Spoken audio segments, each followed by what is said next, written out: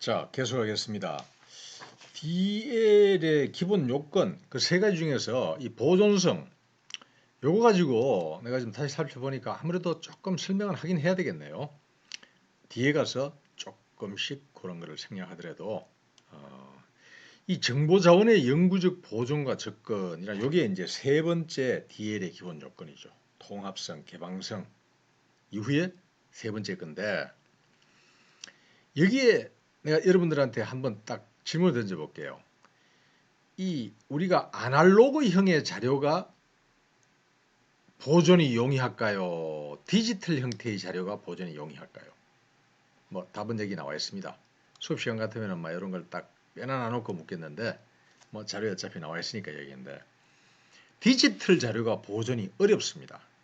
아날로그 형태의 자료, 다시 얘기해서 인쇄형 책자들, 뭐 고대 파푸리우스로 만들어놨던 그런 종류의 것뿐만 아니라 우리가 뭐 한날의 체륜이 뭐 종이를 한지라기보다는 종이를 발명하고 나서 그곳에다가 기록된 이런 자료들 그게 디지털 자료보다 더 용이하다. 한편으로 이해가 안 가죠. 그 이유는요. 여러분들이 이 보존과 관련해 가지고 디지털 객체 관리 우리 교재에 69쪽을 한번 열어봅니다. 교재 69쪽을 열어보면요. 거기에 그 페이지 한 중간 정도부터 그 인쇄형 자료의 차이, 디지털 문헌과 인쇄형 자료의 차이점뿐만 아니라 보존에 필요한 고려 사항, 지금 디지털 자료의 보존에 고려해야 될 사항, 그걸 이야기하고 있습니다. 자, 거기 보면 이 비글이라는 학자가 나중에 나오면서 또 좀 자세히 설명을 하겠지만 이 특징을 중심으로 이야기하고 있습니다. 디지털 자료는 어떻다? 기계 종속적이다. 기계 없어버리면 이용을 못할 수가 있어요.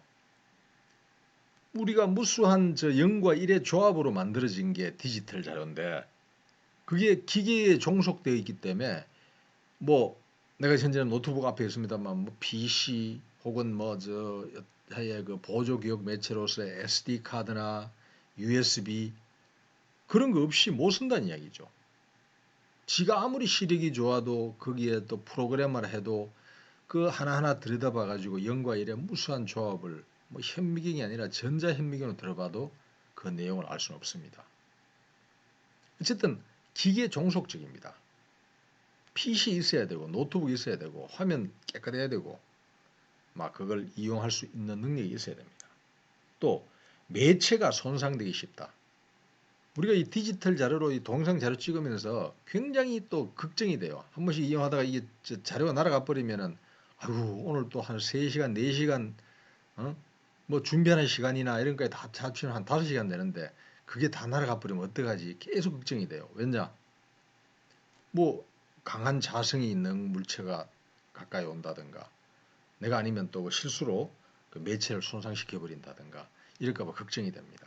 디지털 형태의 자료는 동영상 자료 찍는 것도 그렇고 우리 어떤 프로젝트를 위해 가지고 자료를 그 뭐 A4 용지로 수백 장 되어지는 자료 보고서를 만들었다.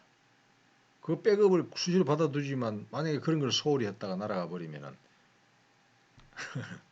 생각하기도 싫은 일이 벌어집니다. 세 번째 뭐라고 되어 있어요? 지금 69쪽의 밑에서부터 한 9째 줄쯤 되네요. 변경이 쉽다. 특징에서 뭐 변경이 쉽다. 이거는 우리가 진본성을 유지하기가 쉽지 않다는 이야기죠. 왜? 아날로그 형태의 자료, 어떤 뭐 책이든 노트든 그런 거는 적어놨다가 그걸 인쇄 매체에다가 뭐 인쇄를 해도 좋고 아니면 필사본으로 해놨더라도 그걸 고치면 쉽게 표가 납니다. 그렇지만 디지털 형태의 자료는 어때요? 고쳐도 표가 안 나요. 여기 있는 많은 자료들 중에서 지금 PT 자료니까 그런데 여기에서 아래야 한글 요걸 이렇게 적어놨던 거를 그냥 한글로 그냥 한 이렇게 적어놔 놓으면은 고쳐놔도 표가 안 납니다. 그래서 그러한 진본성 또 원문과의 일치성 요걸 파악하기 힘들다고 이야기할 수 있겠고요. 그 다음에 밑에서부터 계속 한 7째 줄인가요? 인쇄 문헌보다 관심을 더 기울여야 된다 그러죠. 디지털 형태의 자료가 이 보존에 더 어려움이 있습니다. 왜? 적극적으로 보존할 자원으로 선택되지 못할 경우 초창기 특성을 손상하게 된다. 뿐만 아니라요. 여기에 그 밑에도 보면은 이제 보존 시 고려해야 될 사항인데 지금까지 한 네 가지 한 거 기계 종속적이다, 매체가 손상되기 쉽다, 변경이 쉽다, 인쇄 문헌보다 관심을 더 기울인다. 요거는 특징이고 아날로그 형태의 자료와의 차이점이고 그죠?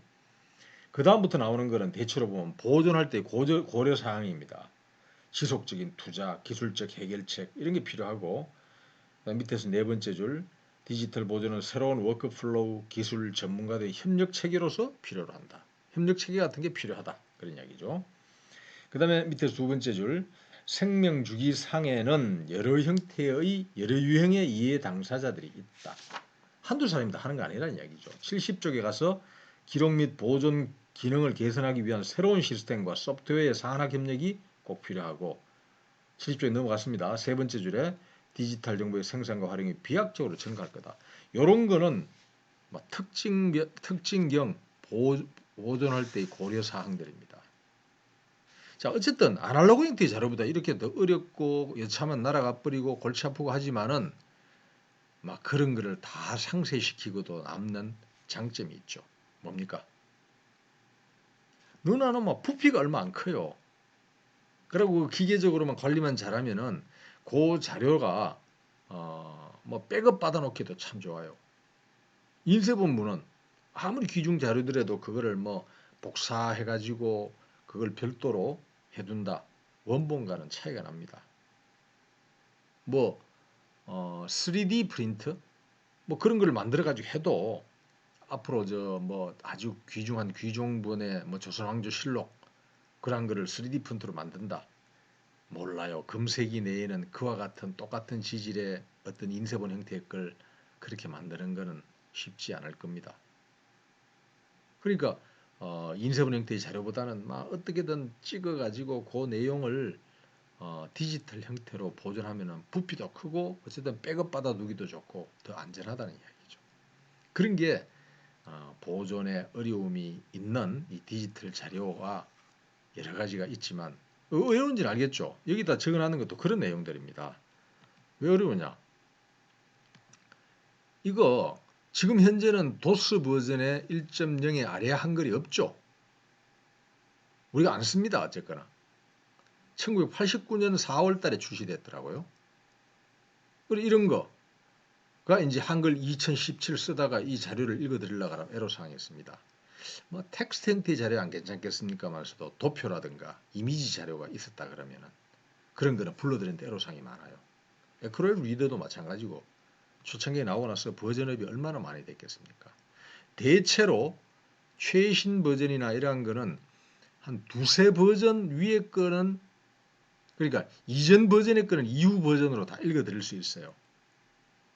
근데 어떤 최신 버전에 있는 자료는 그 옛날 걸로 읽어드리려고 하면 안 됩니다, 보통은. 근데 그 이전 버전의 거는 최신 자료 다 읽어드릴 수 있는 것 같지만 그것도 버전으로 한 2개, 3개 이전까지 그보다 더 많아버리면은 더 훨씬 이전의 것 같으면은 그 자료를 못 읽어드립니다. 그러니까 그러한 거를 읽어드리기 위한 여러 가지의 소프트웨어 툴이나 전문가들의 어떤 노력이 필요한 거죠. 그리고 지금 이야기 나왔으니까 이야기인데 아날로그 형태의 자료는 보존이 영위하고 디지털 형태는 어렵다. 뭐 이런 것처럼 우리 한글이 표원 문자로서 세종대왕이 참 잘 장착했죠. 요즘과 같은 디지털 시대도 적합하고 한데 이게 반드시 장점만 있는 건 아닙니다. 표의 문자로서 한자가 오히려 더 좋을 때도 있습니다. 뭐냐? 한글은 음을 계속 달리해가면서 같은 음을 가지는 단어들에도 뜻이 계속 어의 변화, 어의 전승이 되어지는 경우가 많아요. 의미 변화가 많습니다. 우리 세종대왕이 한글 창제하고 나서 그거 창제 서문에 나와 있는 거 있잖아요. 뭐 나랏 말씀이 둥귀게 달아 문따와로 서로 사마띠 아니 할세 이런 전차로 어쩌고 저쩌고 해가 백성을 뭐 예삐 너기에 갖고 했다. 그 나오는 말들 전부 다 요즘 하는 말들 하고 같은 것도 있지만 의미가 얼마나 많이 바뀌었는지 모릅니다. 사맞다라는 말도 안 쓰지만 뭐 이런 전차로 이런 이유로 해가지고 뭐 이런 걸 만들었다. 백성을 어여삐 넣겠다. 어여삐 넣겠다 그러면 프리티하게 아주 귀엽게 되겠다. 뭐 이렇게 우리가 생각합니다만 그때 어여삐는 여러분들이 알다시피 불쌍하게 얘기했다는 이야기죠. 그거 지가 글자 알아가지고 한자로서 이렇게 쓰는 거 일반 평민들이나 뭐 일반 국민들은 그게 힘드니까 그러니까 뭐 애민군주의 대명사잖아요. 또 세종대왕의 업적도 많지만 그런 사람들을 불쌍하게 이래 만들었다 하는 그런 뜻이지만 지금 불쌍하다는 뜻이 어여쁘다는 말에 불쌍하다는 뜻은 없죠. 뭐 그런 게 한글에는 많이 바뀌는데 한자는 어때요? 표기라든가 이런 거 어렵고 뭐 굉장히 문제가 많은 문자지만은 표의 문자이기 때문에 그렇지만은 얘들은 어떤 글자를 하나 써놔놓으면 그게 뜻이 안 바뀝니다. 예를 들어 가지고 뭐 살아있다 하는 뜻의 살생자 있죠. 이건 살아있다는 거지. 이게 뭐 뭐 다른 뜻으로 뭐 죽었다 내지는 뭐 생동하니 뭐 맛있다 뭐 등등 이런 다른 형용사적인 의미는 가지지 않는다는 얘기죠. 살아있다 하는 살생자. 뭐 뿐만 아니라 많은 형태의 글자들이 있지만 한일자면은 이게 한 개란 뜻이지 뭐 다른 게 있어가지고 뭐 세 개, 네 개 이런 식으로 뜻이 바뀌질 않는다는 얘기죠. 그것처럼 우리 한글과 같은 이 표 문자들은 디지털 자료가 비슷합니다. 보존이라든가 이런 데 조금 어려움은 있고 뜻이 자꾸 변하고 뭐 이런 한글처럼 그런 게 있지만 실제로는 어마어마한 장점을 가지고 있기 때문에 우리가 세계 어디에 내놔놔도 자랑스러운 한글이죠. 자, 어쨌든 요거는 잘 명심해 두기 바랍니다. 아날로그 형태의 자료가 보존은 원래 더 용이합니다. 그렇지만은 그런 모든 보존이 용이한 여러 가지의 것도 있고 뭐 기계라든가 툴이 꼭 필요한 이런 디지털 형태의 문제가 있지만은 그런 걸 다 상쇄시키고 남을 만큼 부피도 적고 복제해둬 가지고 어디 보존하기가 쉬우니까 우리가 디지털 형태로 지금 가는 게 대세죠. 자, 그 이야기를 지난 시간 안 했으니까 계속 29쪽 하기 전에 합니다. 29쪽에 DL의 운영 체제죠. OS입니다. OS, Operating System이죠. 무슨 말인지 알죠? 뭐 다 적진 않겠습니다. 운영 체제, Operating System. 뭐 모든 우리가 컴퓨터 시스템도 운영 체제라는 게 있습니다만 DL도 당연히 운영 체제가 있습니다. 거기 거 보면은 딴 거 줄 쭉쭉 끊는 건 여러분들이 지금 이제 신경을 좀 안 써도 돼요. 이런 거는. 그러고 요것도 지금 나중에 토픽이 나오면서 요런 거를 좀 더 이야기를 하지. 이야기하기에는 시간이 좀 많이 걸립니다. 자, 어쨌든 그건 좀 이따 하고 우리 교재 29쪽에 거기 있는 내용들 보면은 이제 1장에서 좀 중요한 거는 많이 했어요. 이 밑에서부터 7번째 줄 정도에 보면은 디지털 도서관의 이론, 개발, 운영, 평가, 연구를 하는 하나의 협력의 통합 체계로서 DL의 운영 체제를 말한다. 뭐가? DL의 운영 체제를 하는 것은 그런 식으로 협력의 통합 체제로서 이야기하는 거다. 하는 거고요. 뭐 컴퓨터에서 OS랑 비슷합니다. 컴퓨터에 있어서 OS는 뭡니까? Operating System. 우리가 쓰는 대표적인 건 윈도우즈입니다. 윈도우즈.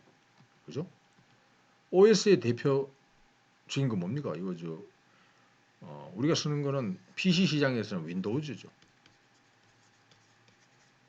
근데 PC 시장이 아니고 요즘 모바일 중심으로 갈아놓으니까 이 모바일 환경에서의 거는 좀 다양하죠.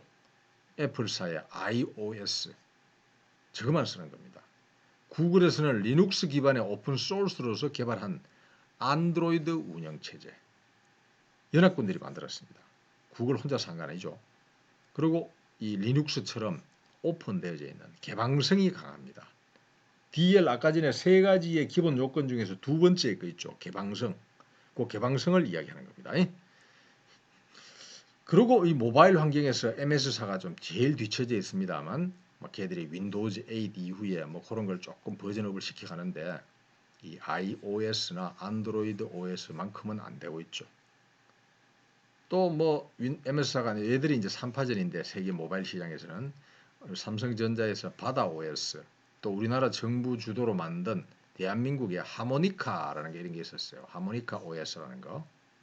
이런 거는 대중화에 좀 많은 단점이 있고 아무래도 우리가 만들었는 걸 세계 시장에 내놓았을 때도 뭐 품질의 어떠한 양호함 뭐 그걸 호학을 논하기 이전에 이 그 이용이 아무래도 미국 중심의 어떠한 모바일 시장에서는 좀 이용이 되기가 힘들었어요.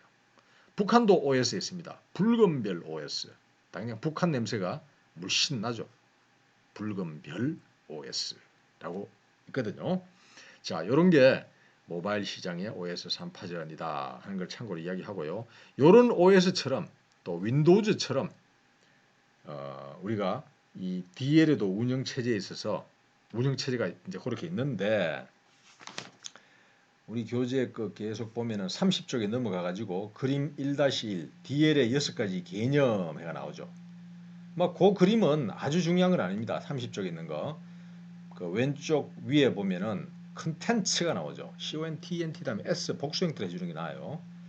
그 밑에 user, 그 다음에 functionality, quality, policy, architecture 해가 요 6가지가 DL 6가지 개념되는데 요거보다는 그 오른쪽에 있는 그림 있죠. 31쪽에 있는 거. OS 요거 하면서 그러는데 자, 요 부분입니다. 어쨌거나 이 교재 저자인 이수상 등에 정리된 내용이 10가지 해가지고 기능적인 운영체제라고 나오죠.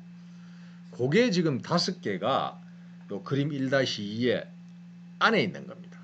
기능적 운영체제. 가장 핵심이 되는 거는 디지털 장소관리. 우리 교재에 이게 2장에 나옵니다. 2장. 요거를 이제 계속 할 거고요. 그 다음에 디지털 객체 관리로 그 밑에 있죠. 그게 3장입니다. 뿐만 아니라 그거 디지털 장소 관리로 좌우 위아래 나와 있는 거 요게 2장에서 6장까지 다루는 그런 내용입니다. 그리고 7장에서 11장까지 나오는 거 이 교재에 있어 가지고 나는 요게 이제 외부 지원 운영 체제거든요. 그러니까 그 맨 위에 이제 위성처럼 바깥에서 빙빙 도는 거 있죠. 흡사 디지털 장소 관리하고 한중앙에 있는 게 이게 항성이라면은 그걸 바깥에서 도는 게 위성이 있고 또 위성에 지구 또 바깥에서 도는 위성이 달이라고 했듯이 그 바깥에서 또 도는 5개가 이용자, 그 다음에 표준화, 연구개발, 운영 기반기술, 저작권 이렇게 5개가 외부 지원 운영체제라는 이름으로 이 책에 설명되어 있고 그거는 아주 설명이 잘 되어져 있습니다. 그런 게 좀 차기적이기 때문에 이 책을 오래도록 또 교재로 많이 쓰는데요. 자, DL의 운영체제 모델 요 그림은요 우리 책의 표지에도 나와 있어요. 표지에도 이렇게 딱 그려가지고 해놨으니까 수시로 이걸 보면서 디지털 장소 관리 요게 좀 핵심이고 그것뿐만 아니라 정보 서비스 요소 기술 관리 해가지고 이렇게 5개 거기에 있게 기능적 운영 체제니까 이렇게 5개도 알아둬야 되고 하지만 그 바깥에서 돌고 있는 5개 이용자에서부터 운영 기반 기술까지 이렇게 5개는 7장에서 11장까지 또 다루고 있다는 거. 그거를 생각하고요. 지금 너무 많은 시간을 투자하기가 좀 그래서 좀 넘어가긴 했습니다만 OS라 하는 건요. 우리가 기본적으로 요 그림은 여러분이 참고로만 봐도요. 우리 교재로 따지면 80쪽에 요 그림을 넣어놨어요. 내가 이거는 미국에서 농담 삼아 저거 아버지들이 이제 경제적인 부담을 이야기할 때 이야기하는 겁니다.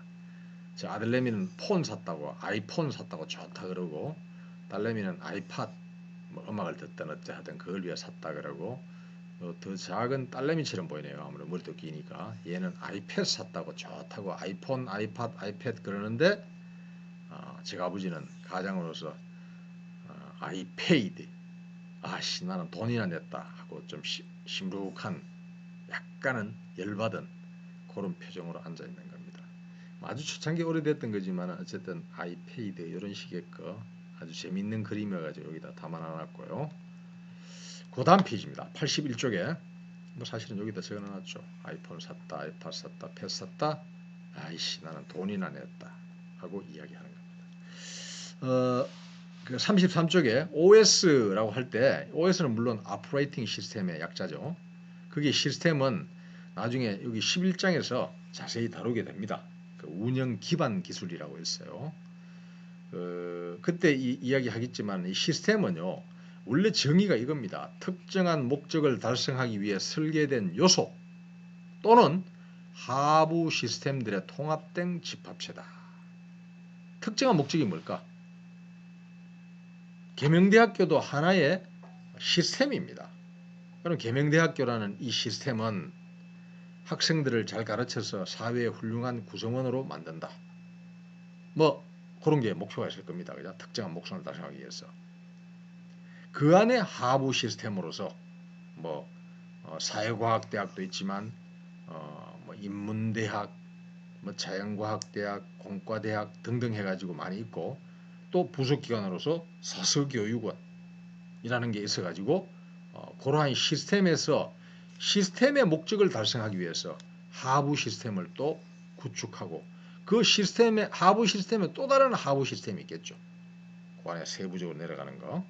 그런 게 통합된 집합체로서 하부 시스템들의 통합된 집합체다. 뭐가? 이 시스템의 정의가 그런 겁니다. 이 네 가지의 기본 요소를 보통 시스템에서 이야기하는데 입력물, 출력물, 프로세스, 피드백. 요거는 우리가 보통 플로우 차트에서도 그런 걸 많이 그리죠. 어떤 입력물이 있다, 인풋이 있다 그러면 그죠? 아웃풋, 출력물이 있습니다. 인풋에서 아웃풋으로 그냥 가는 그 과정이 프로세스입니다. 절차입니다. 프로세스 그죠? 그런데 여기에서 끝이 나는 게 아니죠. 어떤 걸 입력하고 나면 그 처리 과정을 거쳐가지고 아웃풋으로 가는 그게 아니죠. 보통은 갔을 때 한 번에 이게 마음에 안 드는데 다시 한 번 더 돌려야 되겠다 싶으면은 이걸 다시 되돌립니다. 돌리니까 요거를 한자로 적으면 환류입니다. 환류.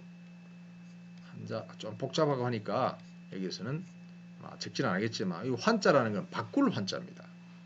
류자라는 것은 흐를 류자입니다. 흐름을 되돌린다 하고 우리가 쓰지만은 원래 원어 그대로 쓰는 경우가 많죠. 피드백이죠. 인풋에서 아웃풋으로 가는데 프로세스를 거쳐서 가는데 한 번에 안 가고 보통은 이 피드백을 거친다.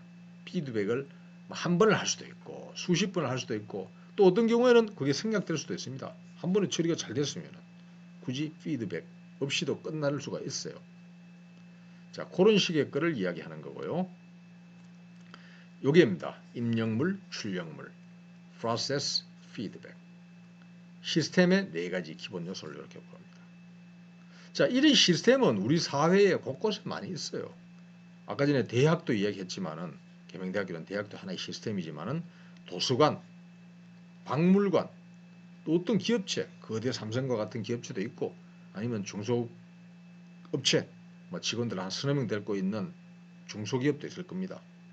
그리고 공공기관, 뭐 대구시라는 그런 공공기관의 서브 시스템, 또 많은 국이 있고 그 밑에 과가 있고 그 다음에 개가 있고 이런 식의 게 하부 시스템들입니다.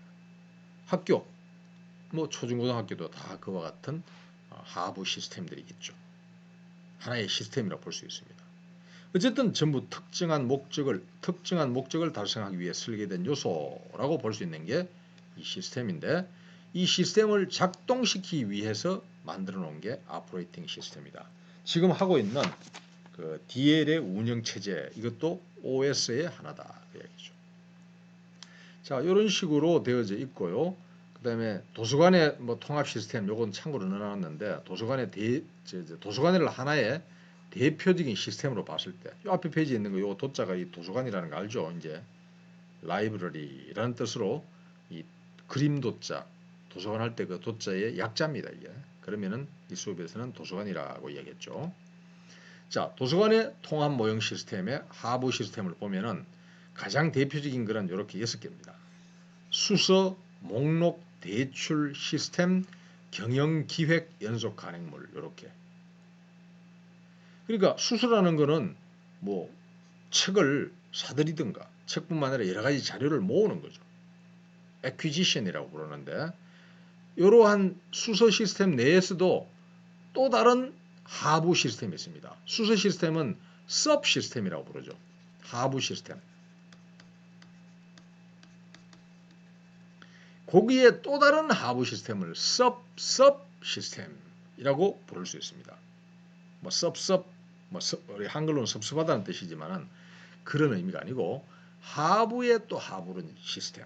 그걸 따지면 수서 시스템 내에서 주문전 탐색 시스템도 있고 발주 시스템도 있고 입수 시스템도 있고 회계 시스템도 있습니다. 뭐 목록 대출 정보 시스템 이런 것도 전부 다 하부의 하부 시스템이 또 있습니다. 그래서 도서관의 대표적인 시스템 6개를 꼽아라가면 이런 건데 뭐 수서 목록 대출 정보 시스템 전속 가능 시스템 여러 개도 꼽고 더 꼽을 수도 있겠죠. 근데 그걸 전부 총괄하는 경영기획 시스템이 이 1번에서 5번을 보통 총괄하는 시스템을 우리가 하부 시스템으로 부릅니다. 그러니까 도서관의 하부 시스템으로서 총괄하는 것은 경영기획 시스템이다. 뭐 그렇게 이해를 하면 되겠어요. 그리고 조금 전에 이야기했던 대로 이 책에 어떤 식으로 구성되어 있다 하는 걸 생각하고 이제 2장으로 넘어가도 됩니다. 자, 이 PT 자료를 잘 살펴보고 다음 시간에가 아니라 아직은 시간이 좀 남았으니까 계속 하려고 합니다. 이게 왜 이렇게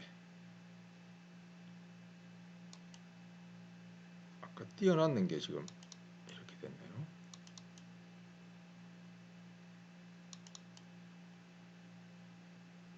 잠시 끊어놨다가 할게요. 시간이 이게